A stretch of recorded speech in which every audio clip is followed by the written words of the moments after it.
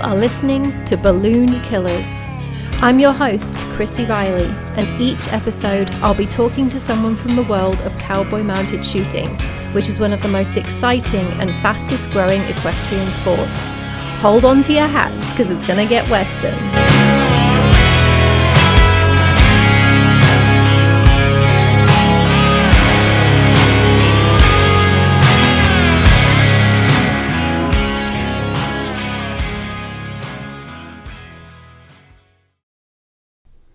Happy May, shooters. It's a soggy evening here in Colorado, so I did have a fun evening planned with lots of riding, but as that's out the window because of the rain, I figured I'd sit down and finish up this podcast instead. I've just come off a weekend of shooting, both Saturday and Sunday, with the Colorado Regulators, my local club and the club that I'm a secretary of.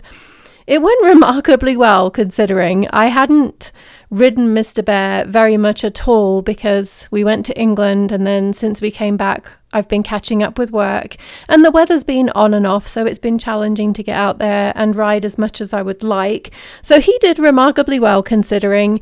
Saturday was a little bit of a fight as he sort of got his brain back into the shooting space, but Sunday he really upped his game. He figured it out and things were much more successful. We actually took home a clean shooter check on Saturday as well, which was nice. As I've mentioned in previous podcasts, I have a 3.5-year-old filly. Well, she's in her 4th official year. Her name's Hattie, and she's an appendix, and I sent her away to school in January and February. I was going to start her myself, but I just did not have the time to put in to do the almost daily rides that you need to start a young horse well. So I sent her away to school, and since she came back, I think she is determined to kill me through the stress of her shenanigans. So after she had been back maybe a week, maybe 2 weeks, she jumped out of our pasture, which has a 4-foot fence, and she is 14.2 on a good day, but she jumped out of the pasture. She got a little hung up on her stifles, but it's very minor lacerations, and as the vet said, there must have been a guardian angel watching over her for her to not have more injuries after that crazy jump. And then last week she was tied in the arena. We have continuous fencing around the arena, and I was riding, and she's been tied many times, and through school that was one of the things that I asked the trainer, was to tie her so that she could get used to being tied at the trailer and get tied, getting tied ready for shoots. So she was tied in the arena while I was working Bear, and everything is totally fine. And then I turn around and she is pulling back so hard that her butt is nearly on the ground. Then when she couldn't get herself free, she went up on her back legs and she stuck a front leg through the fencing and got stuck for probably about 30 seconds, which felt like an hour to me as I was watching, because of course there's nothing you can do at that point without getting yourself hurt. I have no idea what spooked her. She managed to get herself free, and fortunately, once again, she was pretty much okay. A little bit of swelling, but that's gone down now, and she was totally sound. So this perfect little angel horse that I got when she was, about 6 months old, she'd just been weaned, and she hasn't done anything to concern me since I got her. She has been the perfect little angel. She was a great horse to start, really easy. But then since she's come back, she's determined to kill me with the stress. So that's what's been going on for me. Just in time for Mother's Day, I interviewed a mother and daughter who are both mounted shooters.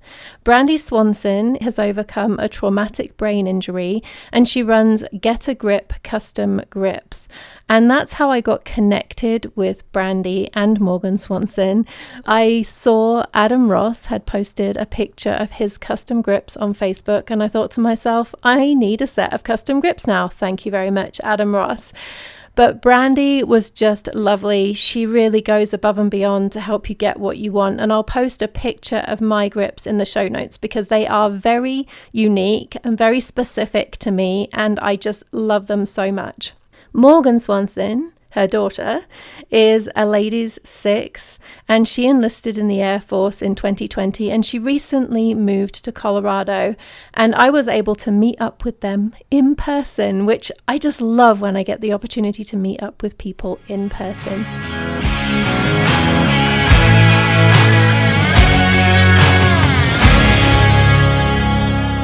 So how did you both get into mounted shooting? Mom found it on the internet, actually. I broke my leg and I was bumming around. I couldn't ride. And Morgan and I had barrel raced a few years, and my husband hated it. He was like, this is like watching paint dry. So I was like, so he'd get the trailer ready for us and everything. And we would. He got to where he was like, can you please just go? Like, I can't do this again. So when I broke my leg, I was on the internet looking up, and I literally put in a search engine. I think Google was like running, horses, guns, something, you know?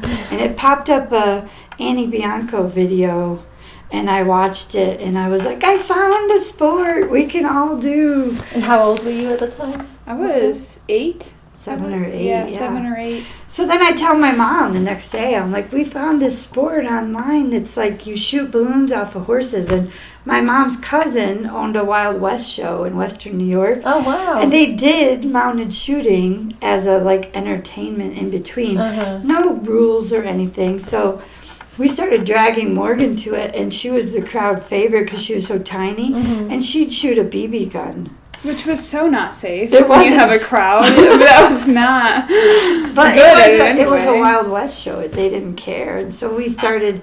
So then my friend Emily Reynolds and I in New York were like, let's start a club. And then we started a club, and we didn't have a cool name. So Jack Peacock owned a store called Stagecoach West that I'd been going to since I was like 9 years old. So, and we knew he'd probably sponsor us for prizes and things, you know. And there was an arena right out back. Like, this place is cool. So I looked up stagecoach riders, right? And then it was, they had outriders that carried pistols to protect the stagecoach. So I was like, well, let's name our club Stagecoach Outriders. So that's where the name Stagecoach Outriders. And then Lauren and I knew we were moving to Tennessee. And we were like, okay, we're going to start this club, but we're literally leaving in like 10 months. So, but now the club is still going in New York. So. Yeah. And moving to Tennessee probably made it easier with the gun laws, right? Yes. That was like part of the reason we moved, was because we got into it and we really loved it. And then it wasn't huge in New York yet, or in like Pennsylvania where they have their shoots. But Tennessee was huge. Yeah. And at the time, Tennessee had the most 6s in the country at the time. So. And so like to be competitive in Tennessee, you were competitive anywhere in the US. And they had wanted, I was 9. I was along for the ride at the time, but they had wanted to move. They were pretty done with winter. So yeah, when I was in the military, we lived in Georgia, and it was like, oh, you can ride horse year round? This is amazing. So we said, let's move back south, somewhere that's a nice state for taxes, also gun laws. So my husband and I were like, what? So we shot with some people that were buying a retirement home, and they said, hey, you want to live in our retirement home for a few years and then, look around. So that's what we did. yeah. Nice. And you went all the way up through Wrangler? Yeah, up into so level 6. after the Wild West show, there was no more BB guns. Yeah, we got to where we went to real shoots, and they're like, she can't shoot, and we're like, but she's our, and they're like, no, I don't even need a rule. Yeah, so we learned all the rules, when we started a club and whatever. So I had a few upper level shooters, tell me from the start, as a Wrangler, like, use real guns. You can't shoot them, which I was bummed about, but until you're, 12 or 13? I think it was 12 or 13.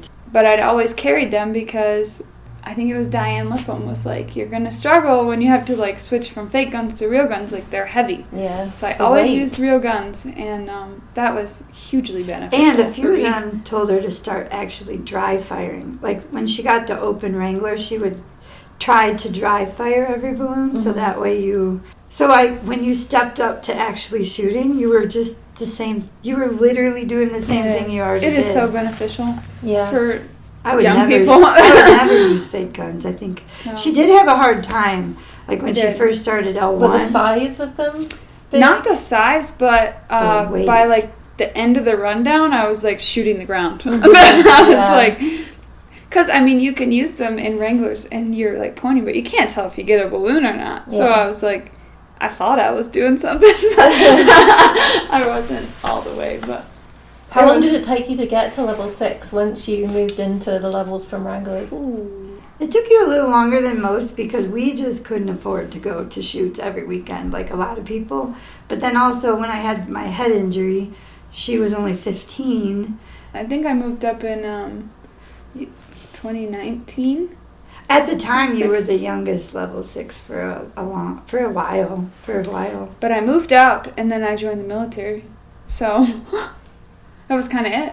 Yeah, she's very like moved up to 6, check, off to the military. She didn't shoot for like 3 years. I think I've maybe shot 6 times since I joined the military. It's just hard because she's deployed a lot, and then, you know, Tiki got to be old, and But you've taken over, Mama. You're Yeah, still she's shooting, going. right? I still shoot. I just am a chicken now. I literally, it took so long to You get go? over it. I go. I just call myself added money now. I want to make a T-shirt that says I'm added money. I'm a volunteer. Take my money, you young people. And that's why I'm so excited, because I just moved up to senior. Congratulations. Well, you said that you are committed because you love it. What do you love about it? I think my favorite thing about shooting would definitely be the community. I barrel raced some before and in the military when I was able to have a horse again just because it's more accessible. And cheaper, if we're being honest. Barrel racing is cheaper. I was on that airman budget. So I would go to barrel races and stuff, and you know, if your cinch brake's going into your run on a barrel race, they look at you and they're like, Too bad. too bad. Sorry Oh, about your you're luck. out. Yeah. Where if your horse came up lane, like somebody would give you one at a shoot, you know? Like, Yeah. Mm-hmm. here you go, ride mine, take my guns, use my holsters. Like, Mm-hmm. someone's always there to help. And then I feel like we know people all over the country now that you could depend on. And, like, you could call a friend and be like, hey, I broke down. I'm 3 hours from you. And somebody would be like, I'm on my way. You know? Like, we're on the way to help. As far as that is, like just moving her here to Colorado, we looked up the 2 people we know are Janae Davis and Dee Chapman. Janae is 1 hour and Dee Chapman's half an hour, and that makes me as a mom feel like 100% better because she's still young enough that when you have a horse emergency, you want your mom, and I'm going to be too far. So Mm-hmm. I think having someone like Dee or Janae say, hey, it's going to be okay. Yeah. We'll come and help And you. just, like, knowing people. And Brandy, you have founded a thriving business on mounted Accidentally. sheep. And that's how we are connected, actually, because I saw Adam Ross's post about his grips and was immediately jealous Yeah. and had to have my own set, and then we got talking. So tell us about your grip It was company. completely accidental because back when Morgan was like early teens, we liked everything sparkly. Now she wants to be punchy, but back then it was everything sparkly, and we wanted her grips to match her outfits. And we had them Cerakoted once purple, and it didn't last, but it also only was purple. So I was like, well, we'll just paint grips, you know, and make them pretty. Well, then the paint wouldn't come off, and we were always having ugly, chunky flakes of paint coming off. So I said, I'll order a new set of black ones. And when they came, they were expensive. And I was like, well, and they're ugly black. And I was like, well, maybe we could mold them and just make our own grips. Because I had done a countertop back then with epoxy. Mm-hmm. So I was like, I've seen those. yeah, so I was like, we can do this. So for a while, I could only do the fronts of grips because that was the side with the hole. And then, you know, we just kind of cobbled it together. And then Diane would use them, which was nice because she was pretty big into it. And then they would melt in the sun. And I was like, I don't know what I'm doing. Don't get mad. Very beginning, Morgan came up with the pretty not perfect. Mhm. Like, if you're going to buy from me, don't expect them to be perfect. But they will be pretty. And so we went to a New Year's Eve shoot. And I took some with me, and Diane and Morgan used them, and then it just exploded. And then Monroe Hildebrand is a gunsmith that goes to a lot of majors, and he and my husband sat down with me and figured out a way to like put in a new screw system. So now, yeah, it's been a lot of trial and error, and I've sold over like 300 pairs now. And Wow. yeah, it's been fun. There's a lot of pretty grips, matchy match. There is, and it's so fun to go to a shoot and see all my grips because, you know, a lot of people are not super competitive. They just want to look good and have fun, and I like that too. And I can attest to the fact that you try really hard to make the grips what someone wants them to be. Like mine were pretty adventurous, I think. Yeah. I was trying to get a Union Jack flag, being British. I want a Union Jack flag, but I wanted it turquoise and purple, not the standard red and blue. And I was like, can you do that? And you said, well, I can't do it the way that you're thinking, but I have another way that I can try. And so Yeah. I really appreciate how you tried so hard to get me what I wanted. And they turned out great. They I'm turned excited out for awesome. you. I'm going to be putting a picture in the show notes so that everybody can take a look at the fine work that you do. I tell people a long wait list now, like a month to 6 weeks, so that I have time to do them right, as good as I can. And that's what I tell people. They're as good as I can do right now. Stick with me because I keep getting better. And it's Get a Grip on Facebook, right? Get a grip, Yep. So if you're interested in grips, go to Get a Grip on Facebook, but know that there is a wait list. So don't be expecting them anytime tomorrow. Well, I've got some questions that I ask everybody on the podcast. So my first question for both of you, and maybe it's the same answer. I'm interested to hear the answer to this one. What guns do you shoot and why? So we've shot the same 2 pairs of guns for the last 15 years. Yeah. Ruger Montados. I shoot them because that's what my parents gave me, and that's what I've been shooting carrying around since I was 10. So. Well, we literally, though, when we started, Lauren and I up in New York, we bought the cheapest guns, and it was something Taurus, I think, and they were so unreliable that I lost a few shoots because of the guns, and it made me mad. And so when we moved to Tennessee, again, Diane, I was like, what do you shoot? And she's like, oh, Montados, they're very reliable. So we bought a set. And then 3 of us, Lauren doesn't shoot a lot because he's a pipeline welder and he's gone a lot. But so her and I shared those guns for years. And then when it got time where she was almost at L1, we said, we better buy another set. And so before we did that, though, we took her around. Tunica was a shoot back then. And anyone that had a different kind of gun, we would try it and let her shoot it. And we tried birds' heads and everything, and she just didn't like the feel. She just kept, so we bought another pair of Montados. So. And they've just been so dependable. Like, Mom and I are not good at cleaning guns. Not at all. My dad is the whole reason those guns are still around. Yeah. He's awesome. He cleans them any chance he gets. What's the one shoot you don't miss each year? But knowing, Morgan, that you have been missing quite a few shoots because of your military service, and thank you for your service, by the way. Thank you. But what's your favourite shoot? So for me, my favorite shoot's actually gone now. I loved Murfreesboro, the Eastern Championships at Murfreesboro. That was still a thing when I was, actively shooting. But I would say I missed that one.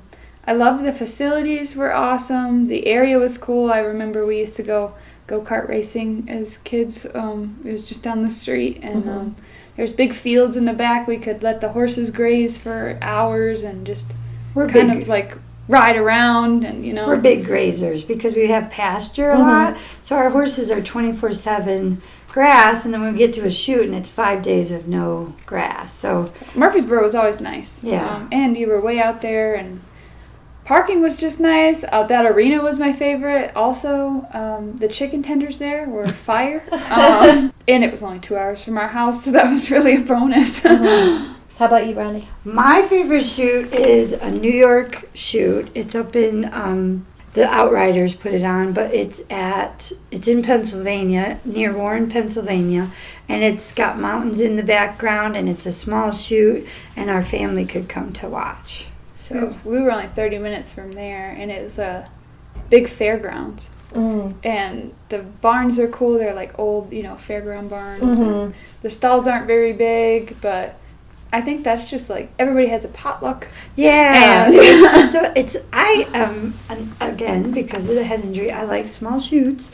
So, and yeah, we could take. That one's always fun. It was close to home. Her grandma could come down and watch, and my husband's family could come watch. Because moving to Tennessee, we did distance ourselves from people being able, our family coming to watch shoots. Mm-hmm. Do you ever go back there? Yeah, every summer. We go back every summer for, usually, we had a house up there for years, but my sister took it over because it just got too much to maintain a house in Tennessee and New York. Mm-hmm. So we sold it to my sister so it'd stay in the family. But we still have my husband's family up there that we go see every summer. How about your favourite pattern? What's your favourite pattern and why? And do you have any tips for running it? I think, I don't know the number anymore, so don't quote me on that. But it has 3 barrels going up the left side, and you kind of snake The through snaky them. one, Yep. And then you just... I think I always liked that one because Tiki was always just so smooth, and she really did not waste any steps. And so, like, that was always just fun because I like patterns where you have to go, strong off. Like, I feel like that's just more challenging. And But I also like to go fast, so I feel like that one was a good mix of... Yeah. You get a good line Yeah. and you send it. Yeah. Yeah. That one's come up a few times. I want to say it's 60 something. How about you, Brandy? What's your I am favourite? terrible. I don't even know any of the numbers of patterns. The only reason it's my favorite is because I can do it again. Is the one with the 2 barrels where you circle all the way around the 2 barrels and then come down.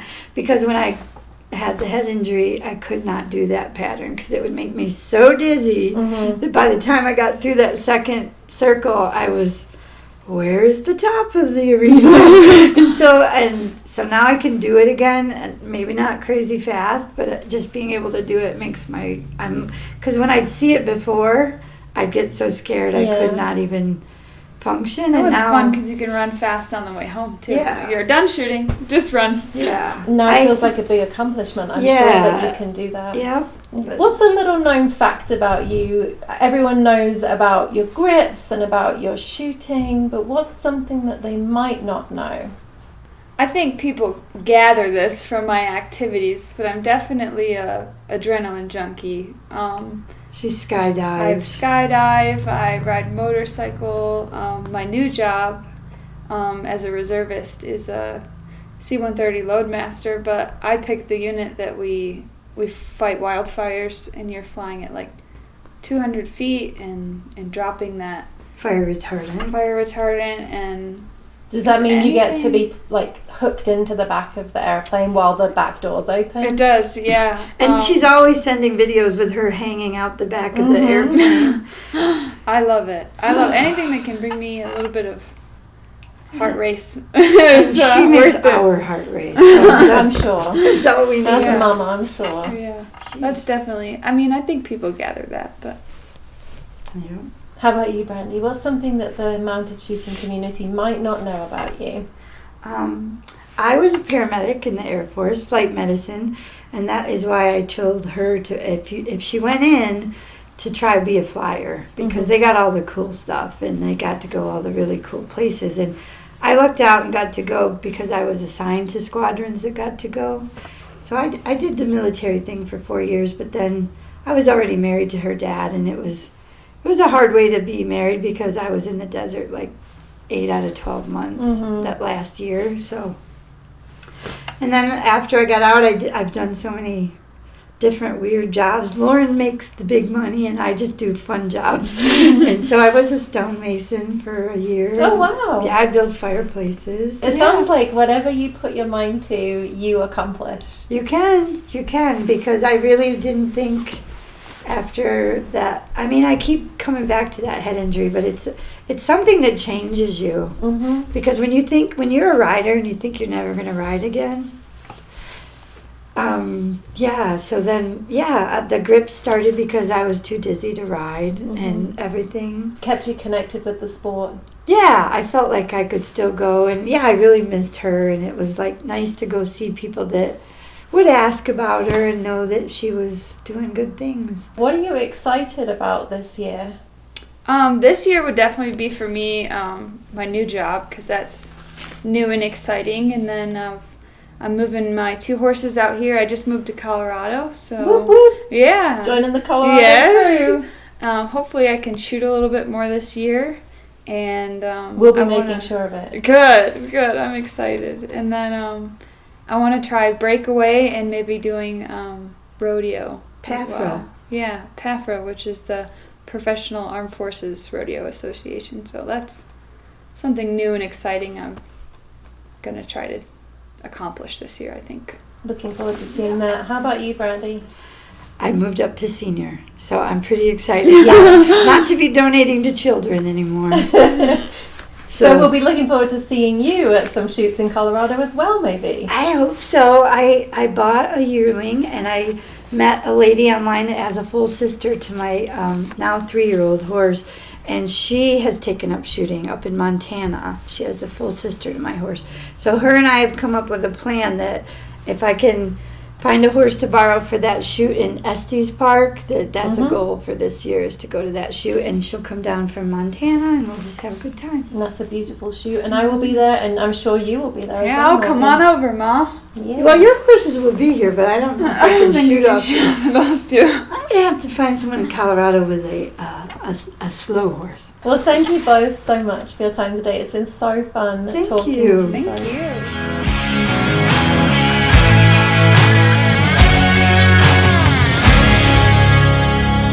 I had the best afternoon catching up with Brandy and Morgan, and it was so fun to spend time with them and to talk with them about all things mounted shooting and everything else that we covered. Brandy's currently running a contest, so if you've got some of her grips, post a TikTok of them before July 15th and tag her at Get Some Grips, which is all one word. I'll post this in the show notes as well so that you can see it all in writing. The video with the most likes will win a set of grips.